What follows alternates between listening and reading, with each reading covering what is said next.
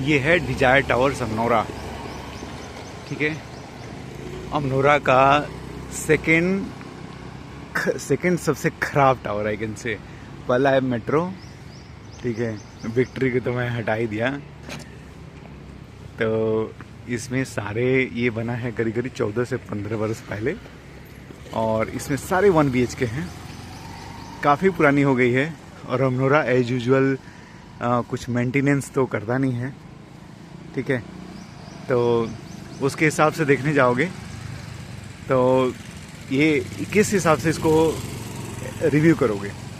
तो पहला इन्वेस्टमेंट के हिसाब से, यदि आप इसको खरीद रहे, इसमें करीब करीब लोग 20,000 तक रेंट उठा पाते हैं 1 BHK का, क्योंकि 1 BHK रेंट आपको अराउंड से 20,000 तो उठ जाता है। अब 20,000 रेंट उठा, अब 20,000 का कितना हो गया, 2,40,000 हो गए। हमने उसमें आपको, जैसे सोसाइटी पुरानी हो गई है, तो हमने मान लिया कि आपको एक समझो कि 2 लाख, मतलब 2 लाख रुपये नेट आपके हाथ में आ गए, ऐसे मैंने मान लिया। सब कुछ काट कूट के, प्रॉपर्टी टैक्स फलाना ढिकाना, कुछ मेंटेनेंस वगैरह सब काट के 2 लाख मैंने मान लिया। अब 2 लाख रुपये आपके हाथ में आ गए। ठीक है, अब अगर आप ये मान लो कि आप 40 लाख में घर खरीदते हो, ठीक है, तो 40 लाख का जो 10% होता है ये 4 लाख। ठीक है, तो आपको मिनिमम यदि आप, मतलब आप 40 लाख में यदि घर खरीदे हो तो आपको कितना आया, 5% का यील्ड आया। 5%।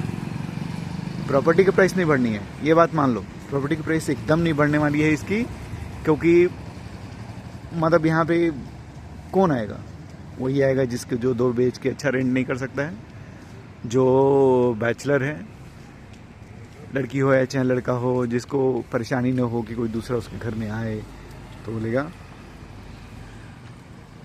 या फिर 2 फ्रेंड हैं, वो अपना लेके यहाँ पे रह रहे हैं, 3 फ्रेंड हैं लेके रह रहे हैं, वैसे रह सकते हैं।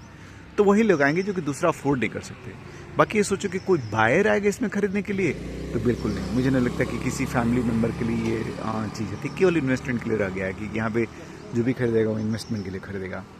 ठीक है, तो आपको जो, अगर आप खरीद रहे हो तो आपको यदि 8 से 10% के बीच में रेंटल यील्ड नहीं आता है, तो समझो कि मुझे नहीं लगता है कि आपको खरीदना चाहिए।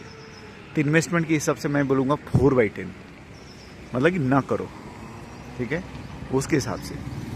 सेकंड आती है लिवेबिलिटी। तो 1 BHK है, अगर आप बैचलर हो आराम से रहोगे, लिवेबिलिटी के हिसाब से 1 BHK, मैंने ऐसे लिवेबिलिटी के हिसाब से 8/10, कोई परेशानी नहीं है। अच्छे घर है, देखा मैंने, बड़ा सा घर दिखता है और अच्छा खासा धूप सब आता है।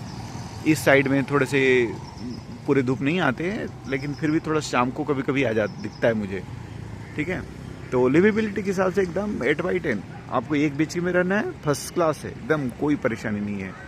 बिल्ड के हिसाब से एज यूजुअल 15-16 साल की सोसाइटी है, और बड़ी ही गंदी दिखती है, क्योंकि आजू बाजू इतने सुंदर सुंदर एसएन टावर्स है।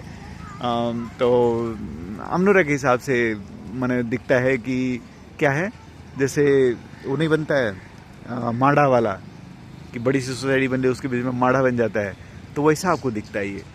ठीक है, तो मतलब बिल्ड मुझे नहीं लगता, ये नॉन मावन है, काफ़ी पुराना स्ट्रक्चर है।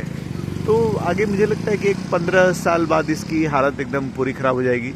बाकी इस ज़मीन में तो, ज़मीन के तो पैसे हैं नहीं अमनोरा में, क्योंकि सारा लीज है। तो लीज की वजह से आपको कुछ, जैसे सोसाइटी पुरानी होता जाएगी तो अमनोरा के सारे फ्लैट्स एक्चुअली डिप्रिसिएट होते हैं। जो भी चीज़ लीज वाली होगी, तो जैसे जैसे आपकी सोसाइटी पुरानी होती है, वो लीज के कारण उसका डिप्रिसिएशन होता है। बाकी सोसाइटीज होती हैं, जैसे बांद्रा में चले जाओगे, ऐसी सोसाइटी का लोग 15 करोड़ देंगे। ठीक है, 15 करोड़ मैं बोल रहा हूँ, और ले लेंगे, क्योंकि उस ज़मीन का भाव बहुत ज़्यादा है। यहाँ तो ज़मीन का भाव है नहीं, कुछ लीज है। तो देख लो, इसके हिसाब से आप सोचना, यदि आप लेने का सोचते हो तो।